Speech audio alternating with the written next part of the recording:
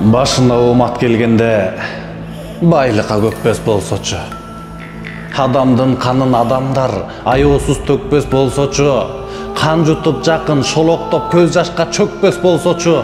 Чыдабай адам чындыкка чычалап сөкпөс болсочу. Ентигип топтоп акчаны этектеп жыйбас болсочу. Чымырап бети арданбай чындыкты тыйбас болсочу. Акылдан алган арамдык адамга сыйбас болсочу. Өч алыш үчүн адамдын өмүрүн кыйбас болсочу. Жармашып келип жабышкан жамандык жетпес болсочу. Ыркырап итче адамдар ыгысын теппес болсочу. Доорумду сүрөм дегендин данегин сеппес болсочу.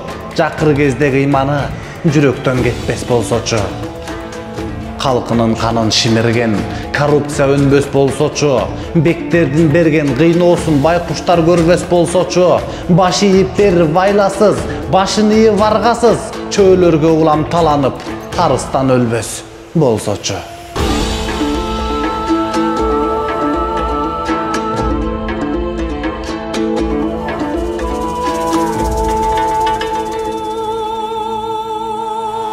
Сиздин 87 сомуңуз Кыргызстанда коррупция менен күрөшүүгө кандай жардам берет?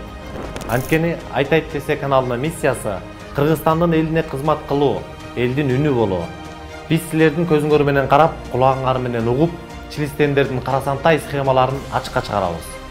Аларды сиздер менен биздин кызыкчылыгыбыз үчүн, азыркы эркин Кыргызстандын жыргалчылыгы үчүн иштөөгө мажбурлайбыз. Эркиндик берилбейт, ага жетүү керек. Ал үчүн күрөшүүбүз керек. Patreon жөнүндө толук инструкцияны видеонун алдындагы шилтемеден көрсөңүз болот. Patreon'дон бизди колдоңуз.